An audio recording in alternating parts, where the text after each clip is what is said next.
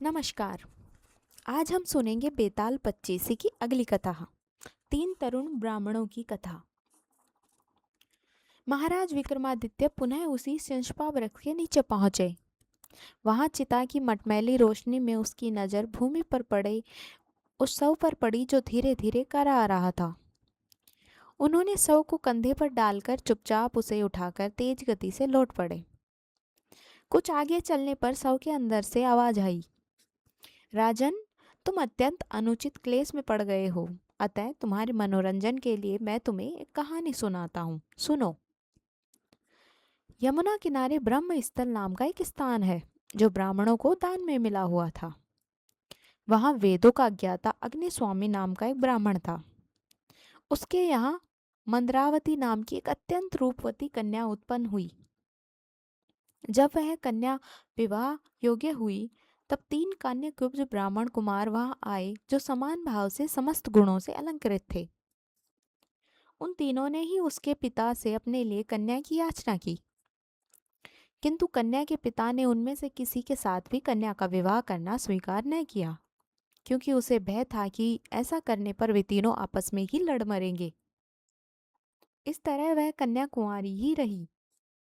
वे तीनों ब्राह्मण कुमार भी चकोर का व्रत लेकर उसके मुखमंडल पर टकटकी लगाए रात दिन वहीं रहने लगे। एक बार मंदारवती को अचानक दाह ज्वर हो गया और उसी अवस्था में उसकी मौत हो गई। उसके मर जाने पर तीनों ब्राह्मण कुमार शोक से विकल होकर उसे सजा संवार कर शमशान ले गए, जहां उसका दाह संस्कार किया गया।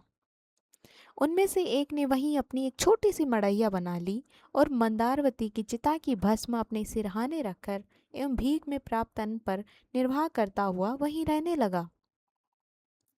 दूसरा उसकी अस्थियों की भस्म लेकर गंगा तट पर चला गया और तीसरा योगी बनकर देश देशांतरों के भ्रमण के लिए निकल पड़ा। योगी बना वह ब्राह्मण घूमता फिरता एक दिन वत्रोलक नाम के गांव में जा पहुंचा। वहां अतिथि के रूप में उसने एक ब्राह्मण के घर में प्रवेश किया। ब्राह्मण द्वारा सम्मानित होकर जब वह भोजन करने बैठा तो उसी समय एक बालक ने जोर जोर से रोना शुरू कर दिया। बहुत समझाने बुझाने पर भी बालक चुप न हुआ, तो घर की मालकिन ने क्रुद्ध होकर उसे हाथों में उठा लिया और जलती हुई अग्नि में फेंक दिया। आग में गिरते ही कोमल शरीर वाला बालक जलकर राख हो गया। यह देखकर उस योगी को रोमांच हो आया। उसने परोसे हुए भोजन को आगे सरका दिया और उठकर खड़ा होते हुए क्रोधित भाव में बोला, धिक्कार है आप लोगों पर, आप ब्राह्मण नहीं कोई ब्रह्म राक्षस हैं। अब मैं तुम्हारे घर का भोजन तो क्या एक अन्न का दाना भी ग्रहण नहीं करूंगा। योगी के ऐसा कहने पर गृह स्वामी बोला, हे योगीराज, आप कोपित न हो, मैं बच्चे को फिर से जीवित कर लूंगा। मैं एक ऐसा मंत्र जानता हूं जिसके पढ़ने से मृत व्यक्ति की जीवित हो जाता है। यह कहकर वह गृहस्थ एक पुस्तक ले आया जिसमें मंत्र लिखा था।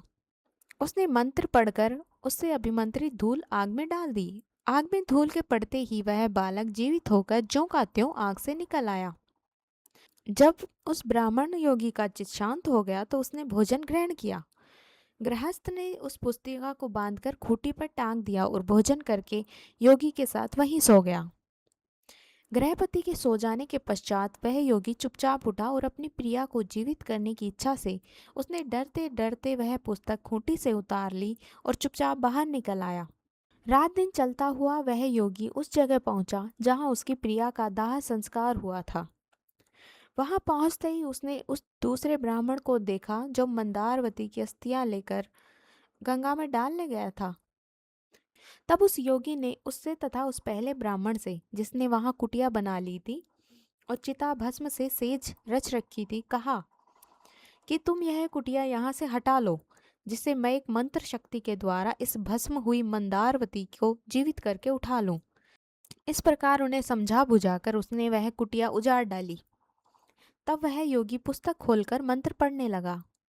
उसने धूल को अभिमंत्रित करके चिता भस्म में डाल दिया और मंदारवती उसमें से जीती जागती निकल आई। अग्नि में प्रवेश करके निकलते हुए उसके शरीर की कांति पहले से भी अधिक तेज हो गई थी।